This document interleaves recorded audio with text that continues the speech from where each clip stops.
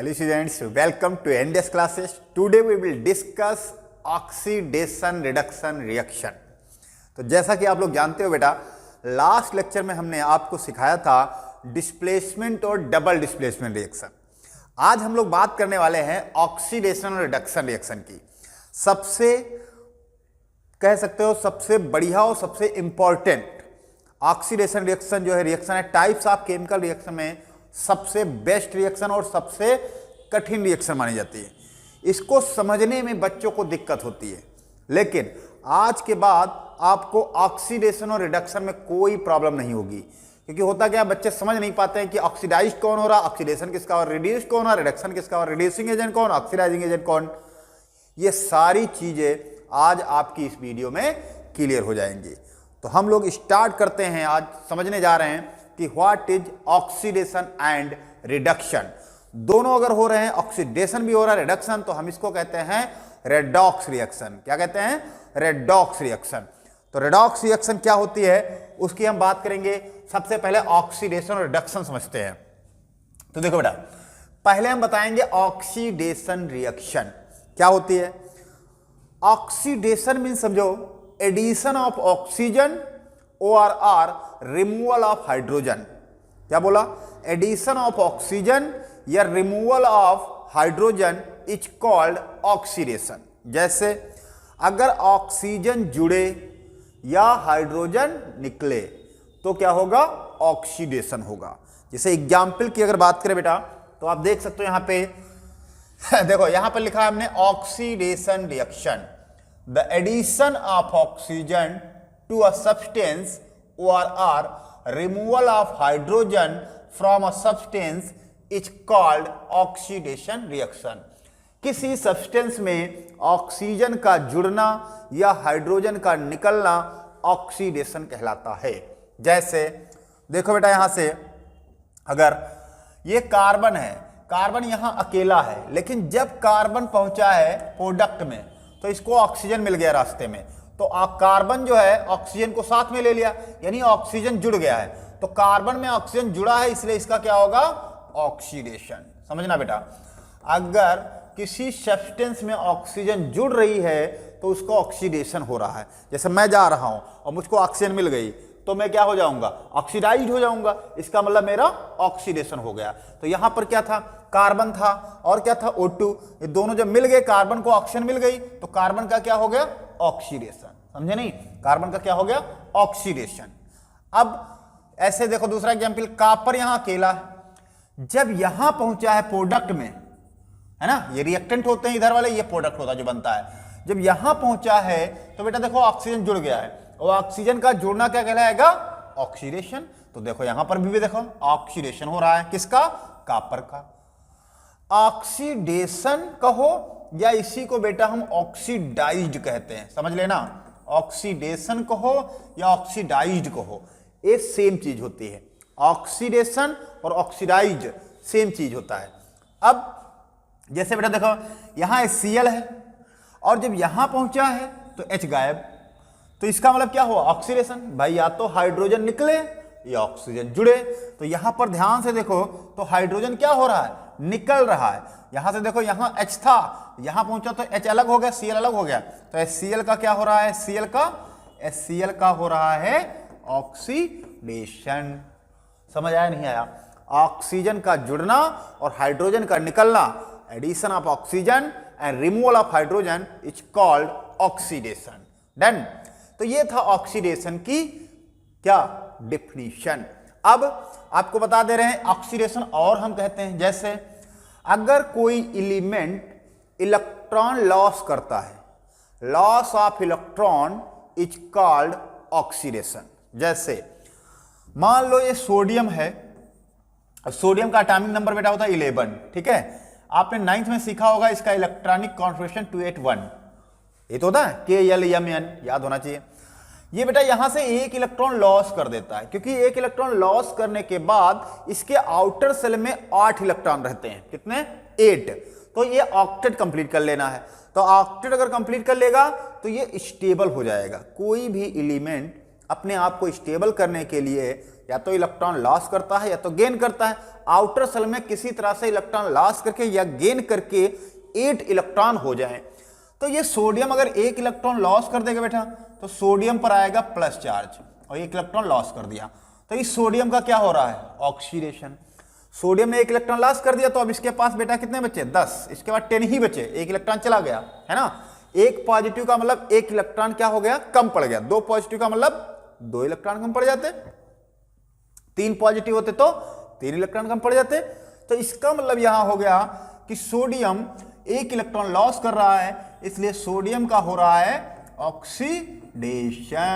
क्या हो रहा है बेटा, ऑक्सीडेशन, यानी loss of electron is called oxidation. इतनी बात समझ गए। तो ये दोनों याद रखना। फिलहाल ये जरूर याद होना चाहिए, addition of oxygen and removal of hydrogen. अब आते हैं हम लोग रिडक्शन क्या होता है बेटा। देखो रिडक्शन, तो रिडक्शन जस्ट इसका उल्टा हो जाएगा, इसमें उल्टा होगा। इसमें होगा बेटा addition of hydrogen and removal of oxygen. Again addition of hydrogen and removal of oxygen is called reduction reaction, is called reduction reaction. तो रिडक्शन में क्या होगा, यहां पर हाइड्रोजन जुड़ेगा। देखो the addition of hydrogen to a substance या removal of oxygen from a substance is called reduction reaction. समझ गए। इसका मतलब यहां पर उल्टा है, जस्ट वहां पे ऑक्सीजन जुड़ता था, यहां हाइड्रोजन ऐड होगा, तो हम इसे क्या कहेंगे, रिडक्शन रिएक्शन कहेंगे। चलो बेटा देखते हैं। तो इसका एग्जाम्पल देख लो बेटा, रिडक्शन रिएक्शन एग्जाम्पल देखो बेटा। एग्जाम्पल जैसे H2O है बेटा, तो H2O देखो यहाँ पे H2 में जा रहा है, ऑक्सीजन लॉस हो रहा है, ऑक्सीजन लॉस हो रहा है, तो इसका क्या होगा बेटा, reduction. Loss of oxygen is called reduction. तो ऑक्सीजन का निकलना या हाइड्रोजन का जुड़ना। देखो हाइड्रोजन का जुड़ कहां रहा है, देखो बेटा ये एग्जाम्पल नंबर 2 देखो बेटा। जैसे Cl2 है, तो Cl2 यहां अकेला था लेकिन यहां पहुंचा तो हाइड्रोजन जुड़ गया, और हाइड्रोजन का जुड़ना क्या कहलाएगा, रिडक्शन। यानी Cl2 का यहां क्या हो रहा है बेटा, रिडक्शन हो रहा है। समझ में आया। तो ये 2 एग्जाम्पल मैंने बता दिए हैं कि अगर ऑक्सीजन निकले तो भी रिडक्शन, या हाइड्रोजन ऐड हो तब भी रिडक्शन। तो addition of hydrogen and removal of oxygen is called reduction. Okay, याद रखना बेटा। अब आते हैं इंपॉर्टेंट रिएक्शन है रेडॉक्स रिएक्शन। कौन सी बेटा, रेडॉक्स रिएक्शन। तो अभी हमने बताया था आपको कि जो रेडॉक्स रिएक्शन होती है, रेडॉक्स रिएक्शन की बात करें अगर, तो the reaction in which one reactant gets oxidised while other gets reduced is called redox reaction. देखो बेटा हमने पहले बता दिया था, ऐसी रिएक्शन जिसमें ऑक्सीडेशन भी हो और रिडक्शन भी हो, उसे हम लोग कहते हैं रेडॉक्स रिएक्शन। जैसे जो रिडक्शन होता है, जैसे ये रिडक्शन लिखा था, इसको रिड्यूस्ड भी कहा जाता है बेटा। क्या कहा जाता है, रिड्यूस्ड। तो यहां लिखा था रिएक्शन विच वन रिएक्टेंट, एक रिएक्टेंट ऑक्सीडाइज होगा यानी ऑक्सीडेशन होगा, दूसरा रिड्यूस्ड होगा, रिड्यूस्ड का मतलब बेटा रिडक्शन होगा। तो अगर 2 रिएक्टेंट हैं, एक ऑक्सीडाइज हो रहा है, एक रिड्यूस हो रहा है, तो उसे हम लोग कहेंगे बेटा, क्या कहेंगे, रेडॉक्स रिएक्शन। जैसे देखो यहां पे एग्जाम्पल, ZnO प्लस कार्बन बनाएगा Zn प्लस CO। तो यहां से देखो अगर ध्यान से, तो Zn, चलो मैं इधर दिखा रहा हूं पीछे एग्जाम्पल आपको बढ़िया से देखो बेटा। जैसे लिखा है इसमें ZnO प्लस कार्बन एरो बनेगा CO प्लस Zn, ठीक है, ये एग्जाम्पल दिया है। तो समझते हैं बेटा। देखो ZnO यहां से जा रहा है Zn में, ZnO कहां जा रहा है बेटा, Zn में। तो यहां ऑक्सीजन था और यहां ऑक्सीजन गायब, तो ऑक्सीजन लॉस करना क्या कहलाएगा बेटा, रिडक्शन। क्या कहलाएगा, रिडक्शन कहलाएगा। बिल्कुल सही बताएं। यहां कार्बन देखो बेटा अकेला है, जब यहां पहुंचा है तो ऑक्सीजन जुड़ गया, ऑक्सीजन का जुड़ना क्या कहलाएगा, ऑक्सीडेशन या ऑक्सीडाइज्ड कह सकते हो, है ना। तो हमने कहा था अगर एक रिएक्टेंट ऑक्सीडाइज हो रहा है, दूसरा अगर रिड्यूस्ड हो रहा है, तो उसे हम लोग क्या कहते हैं, रेडॉक्स रिएक्शन। तो देखो एक ऑक्सीडाइज हो रहा है, दूसरा रिड्यूस्ड हो रहा है, तो उसे हम क्या कहेंगे, रेडॉक्स रिएक्शन। देखो बेटा जैसे एक चीज और समझ लेना, अब समझना अच्छे से, समझना सब लोग। देखो बेटा जिसका रिडक्शन होता है वो काम करेगा ऑक्सीडाइजिंग एजेंट की तरह, जिसका रिडक्शन होगा वो काम करेगा ऑक्सीडाइजिंग एजेंट की तरह, और जिसका ऑक्सीडेशन होगा बेटा वो काम करेगा रिड्यूसिंग एजेंट की तरह, रिड्यूसिंग एजेंट की तरह, समझे नहीं? जिसका ऑक्सीडेशन होगा वो काम करेगा किसकी तरह? रिड्यूसिंग एजेंट की तरह, उल्टा होता बेटा। और जिसका रिडक्शन होगा वो काम करेगा ऑक्सीडाइजिंग एजेंट की तरह। अब तुम सोच रहे हो कि क्या मतलब भाई, समझ नहीं पाया, कह दो, है ना? देखो समझते अच्छे से। यहां पे अगर ध्यान से देखो बेटा, ZnO क्या हो रहा है? रिड्यूस्ड। रिड्यूस्ड कहो या रिडक्शन कहो सर, एक ही चीज होता है। ZnO जो है ये खुद तो रिड्यूस्ड हो रहा है, लेकिन कार्बन को ऑक्सीडाइज करवा रहा है, तभी कार्बन के लिए किसका काम कर रहा है? ऑक्सीडाइजिंग एजेंट की तरह, समझ गए नहीं? जैसे मैं अपना काम तो कर रहा हूं लेकिन दूसरे को नहीं करने दे रहा हूं, तो ये अपना तो रिड्यूस्ड हो रहे हैं लेकिन इसको क्या कर रहे हैं? ऑक्सीडाइज्ड, है ना? उल्टा काम कर रहे हैं, खुद तो पढ़ते रहते दूसरे नहीं पढ़ने देते, है ना? यही तो होता है। जैसे ये देखो, ये खुद ऑक्सीडाइज हो रहा है लेकिन इनको क्या कर रहा है? रिड्यूस्ड, तभी तो इसको रिडक्शन हो रहा है। तो ये जो करेंगे उसके अपोजिट इसको करवाएंगे। अगर ये ऑक्सीडाइज होगा तो इसको रिडक्शन करवा देंगे, और अगर ये रिडक्शन हो रहे होंगे तो इसको ऑक्सीडाइज करवा देंगे, समझ गए नहीं? उल्टा होता है, अगर ये रिडक्शन होगा तो इनको ऑक्सीडाइज करवा देगा। इसीलिए ये खुद रिड्यूस होते हैं, दूसरे को ऑक्सीडाइज करवाते हैं, इसलिए इसको कहा जाता है ऑक्सीडाइजिंग एजेंट। तो याद रखना बेटा, उल्टा होता है, जिसका रिडक्शन होगा वो ऑक्सीडाइजिंग एजेंट की तरह काम करेगा, जिसका ऑक्सीडेशन होगा वो रिड्यूसिंग एजेंट की तरह काम करेगा। तो ये आई होप समझ में आ गया होगा। आप उल्टा याद रखना इसको, ठीक है? अगला आ जाओ, अगला एग्जाम्पल दिया है बेटा, अगला बता दोगे तुम लोग। देखो कापर है, कापर ऑक्साइड, तो अब ध्यान से देखो, कापर ऑक्साइड यहां जा रहा है कापर में, तो अब बताओ क्या हो रहा है? कौन बताएगा भाई? देखो कापर जा रहा है, ऑक्सीजन लॉस कर रहा है, ऑक्सीजन लॉस करना क्या होगा? रिडक्शन। क्या होगा? रिडक्शन, बिल्कुल सही बताया। H2 देखो बेटा, यहां पर कुछ नहीं ऑक्सीजन वगैरह, यहां देखो ऑक्सीजन मिल गया, तो इसका क्या होगा? ऑक्सीडेशन। और जिसका ऑक्सीडेशन होगा ये काम किसकी तरह करेगा? रिड्यूसिंग एजेंट की तरह। और जिसका रिडक्शन होगा वो काम किसकी तरह करेगा? ऑक्सीडाइजिंग एजेंट की तरह। अब समझ में आया? जिसका ऑक्सीडेशन वो रिड्यूसिंग एजेंट की तरह काम करता है, जिसका रिडक्शन वो ऑक्सीडाइजिंग एजेंट की तरह काम करता है। तो ये थी रिडॉक्स रिएक्शन, समझ में आया ये? चलो अब आते हैं अगला। अब क्या बेटा?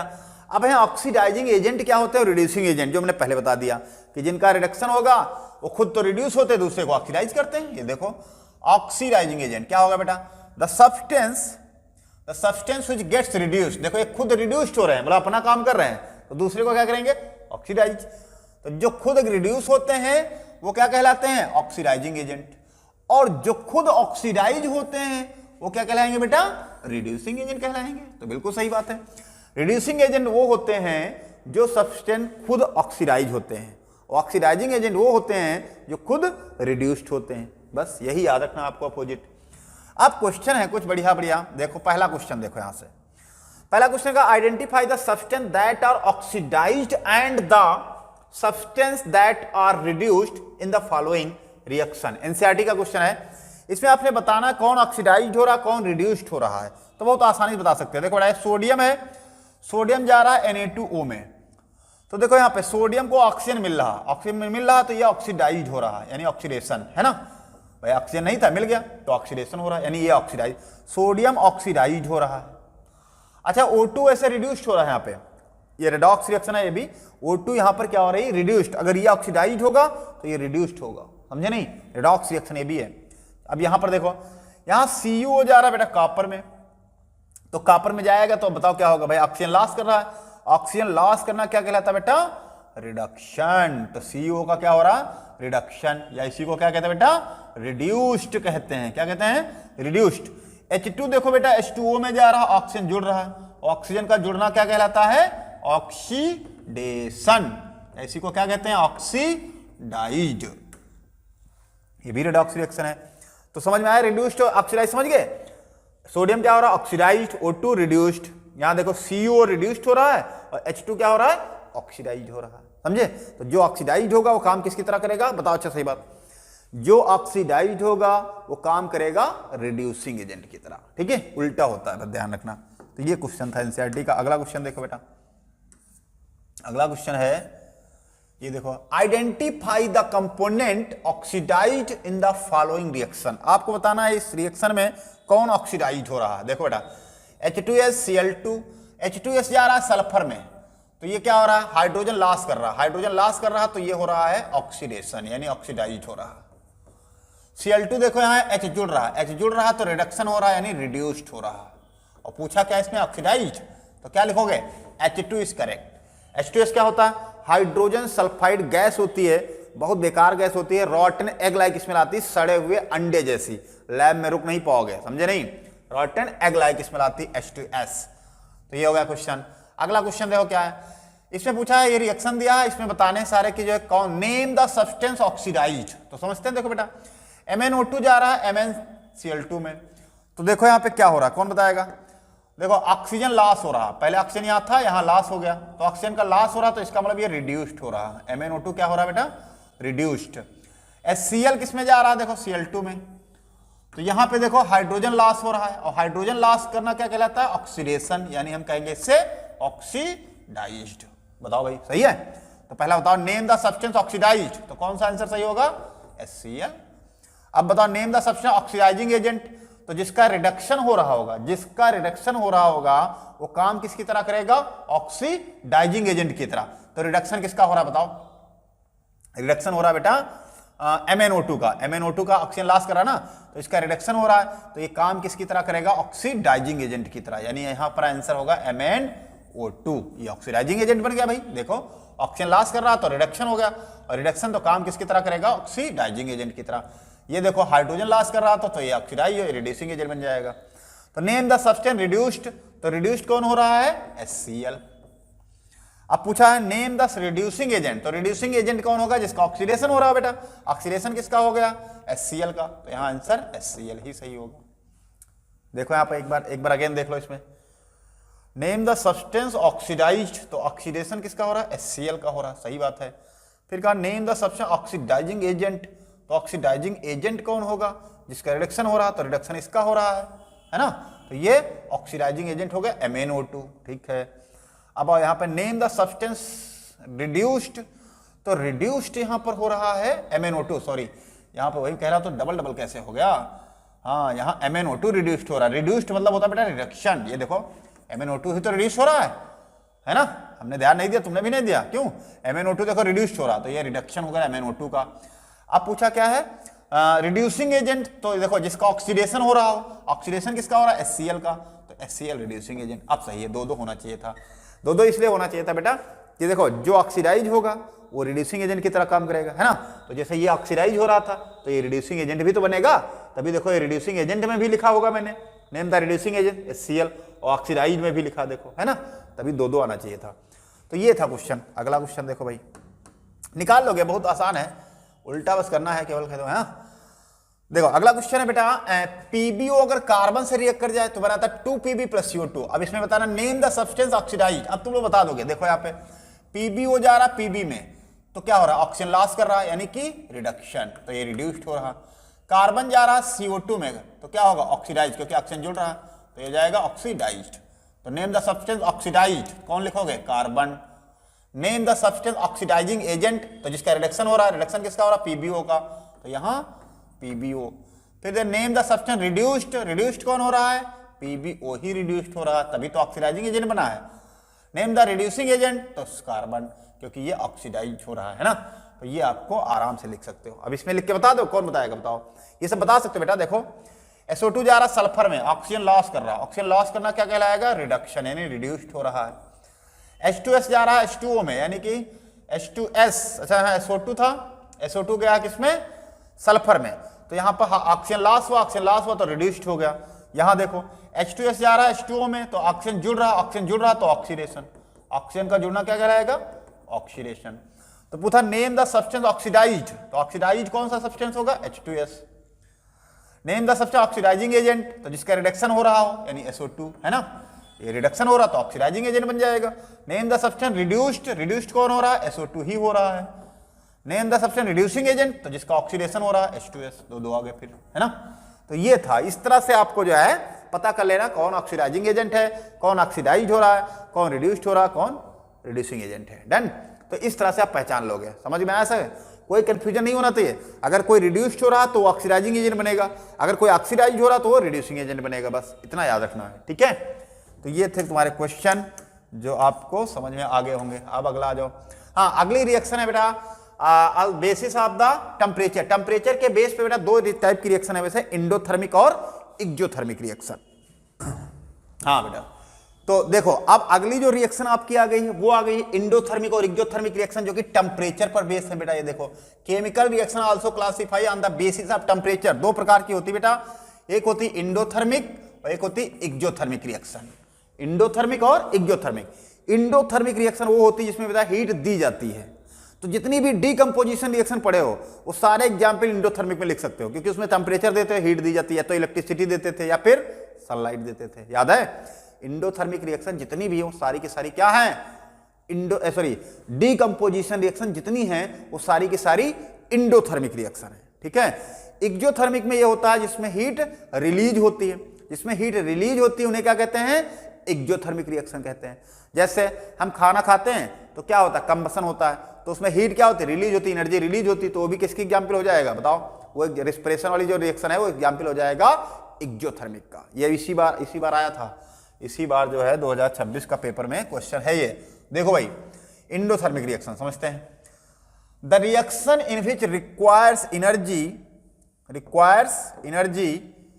In the form of heat के फॉर्म में एनर्जी मिले, या लाइट के फॉर्म में बेटा मिले, या इलेक्ट्रिसिटी के फॉर्म में मिले, उसे हम कहते हैं इंडोथर्मिक रिएक्शन। ठीक है।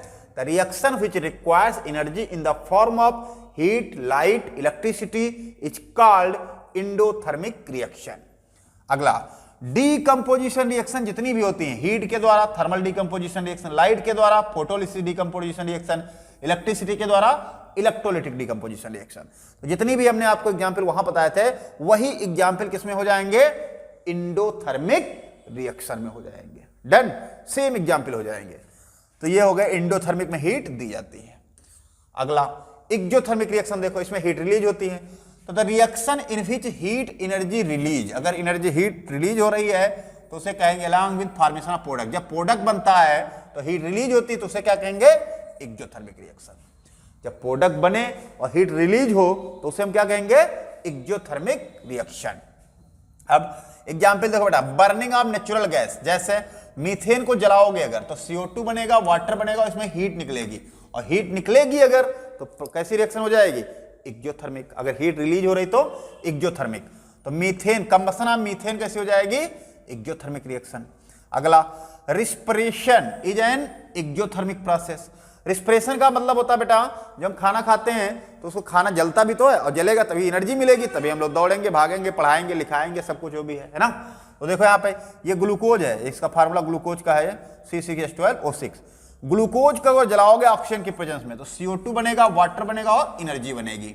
तो क्या होगा, एनर्जी रिलीज हो रही। तो ये भी किसका एग्जाम्पल हो गया, एक्सोथर्मिक का। समझ में आया? तो जो हम मीथेन को जलाते हैं वो भी एक्सोथर्मिक रिएक्शन है, और रिस्पिरेशन वाली रिएक्शन वो भी एक्सोथर्मिक है। ठीक है, इसको याद रखना बेटा जरूर। अब आ जाओ, effect of oxidation reaction in everyday life. देखो बेटा, एक टॉपिक है जो तुम्हारा रेंसिडिटी और कोरेजन, जो सिलेबस से हटा है, लेकिन कोरेजन फिर जुड़ा आगे, कहाँ, मेटल नॉन मेटल में। तो कोरेजन हम पढ़ा दे रहे हैं, रेंसिडिटी सिलेबस में नहीं है, बस ऐसे ओरल बता दूंगा। ओके, तो देख लेते हैं 5 मिनट में, और फिर जो है इस लेक्चर को खत्म करते हैं। देखो बेटा, लिखा there are common effect of oxidation reaction. अगर डेली लाइफ में देखो तो एक कोरेजन रस्टिंग का देखने मिलता है, एक रेंसिडिटी देखने मिलता है। कोरेजन होता है बेटा एक ऐसी प्रोसेस होती है, जैसे आप जानते हो कोई मेटल की राड ले लो, जैसे लोहे की राड वगैरह ले लो, उसको लोहा की राड बाहर डाल दो, महीने 2 महीने 6 महीने पड़ी रहती बाहर, अगर मॉइस्चर मिल जाए उसको बढ़िया से तो क्या होता है, वो रस्ट लग जाती है। रस्ट का मतलब जंग लग जाती है उस पर, है ना। और रस्टिंग से बचने के उपाय भी होते हैं हमारे पास, ग्रीसिंग करते हैं हम लोग, पेंटिंग करते हैं उसको रस्ट से बचाने के लिए, गैल्वेनाइजेशन करते हैं। तो ये सारी चीजें हैं, यहाँ पे देखते हैं हम लोग। कोरेजन, देखो बेटा, कोरेजन मतलब रस्ट, जंग लगना। It is the process in which metal are eaten, metal जो होता है ईटन मतलब खा लिया जाता है जंग के द्वारा, अप ग्रेजुअली, धीरे धीरे, action of air, moisture, acid, इन सब की प्रेजेंस में वो धीरे धीरे क्या होता है, कोई भी जैसे जिसमें जंग लगने लगती है वो धीरे धीरे क्या हो जाता है, खराब हो जाता है। कोई भी मेटल हो, है ना, तो मॉइस्चर वगैरह जब मिलता है तो धीरे धीरे खराब हो जाता है, लोहा वगैरह। तो during the corrosion of iron oxidise by the oxygen air in the presence of the water, जब वाटर मॉइस्चर मिलता है, हाइड्रेटेड आयरन थर्ड ऑक्साइड। वैसे रस्ट का फार्मूला याद रखना बेटा, ये होता है Fe2O3.XH2O। X यहां पर नंबर ऑफ वाटर मॉलिक्यूल है, ठीक है, कितने भी हो सकते हैं वो, 2, 4, 5 जो भी हो जाए। अब इसको हम कहते हैं, तो यहाँ पर लिखा बेटा क्या लिखा, water to form hydrated iron third. Third मतलब इसका ऑक्सीडेशन नंबर कितनी होगी, ऑक्सीडेशन नंबर तो नहीं, चार्ज जो होगा 3 होगा, इसका ये चार्ज जो है 3, ये Fe का, इसीलिए इसको फेरिक बोला गया है। तो हाइड्रेटेड आयरन थर्ड ऑक्साइड, और ऑक्सीजन तो वही है। हाइड्रेटेड का मतलब होता है इसमें वाटर के मॉलिक्यूल भी देखो हैं। तो ये फार्मूला किसका है, रस्ट का, Fe2O3.X Fe2O3.X किसका फार्मूला है, रस्ट का। तो ये डिफिनेशन याद रखना, ये भी याद रखना, ठीक है। अगला आ जाओ, तो ये फार्मूला लिखा भी आप देख सकते हो। आयरन जब है O2 से और वाटर से रिएक्ट करेगा तो ये बनाएगा Fe2O3.X इसे हम कहते हैं रस्ट। रस्ट मतलब जंग, है ना, तो ये रस्ट का फार्मूला है, याद रखना। अब rusting of iron, black coating of on silver पर देखे होगे, रस्ट लग जाती है तो ब्लैक कोटिंग हो जाती है ना। और ग्रीन कोटिंग कापर, कापर पे रस्ट लग जाए, अगर जंग लग जाए तो ग्रीन कोटिंग दिखने लगती है। अब इनको बचने के उपाय क्या है सर, तो ग्रीसिंग कर सकते हैं, पेंटिंग कर सकते हैं। क्यों, जैसे देखो यहाँ पे प्रिवेंशन ऑफ रस्टिंग, रस्टिंग से बचेंगे कैसे, तो rusting of iron can be prevented by painting. Paint हम करते भी, गेट वगैरह सब पेंट कर देते हैं ताकि जो रस्ट ना लगे, है ना। अब उसके बाद rusting of iron can be prevented by applying grease, oil भी लगाया जाता है, ग्रीस लगाते हैं, ऑयल लगाते हैं। Rusting of iron can be prevented galvanisation, समझते हैं बेटा, गैल्वेनाइजेशन मतलब होता है जिंक की कोटिंग कर दी जाती है। जैसे आयरन है, ये मतलब आयरन की राड है, इस पर जिंक की लेयर चला दो, जिंक होता है रिएक्टिव, है ना आयरन से, तो वो ऑक्सीजन की लेयर बना लेगा, जिंक ऑक्साइड, तो अंदर जो है आपका आयरन होगा वो बच जाएगा, ठीक है, क्योंकि जिंक ही रिएक्ट करेगा, आयरन रिएक्ट ही नहीं कर पाएगा। तो इसलिए जो है गैल्वेनाइजेशन बोलते हैं। देखो ये इंपॉर्टेंट है। Rusting of iron can be prevented bye galvanisation, the process of depositing the thin layer of zinc metal की जो है, thin layer of zinc metal on iron object called the galvanisation.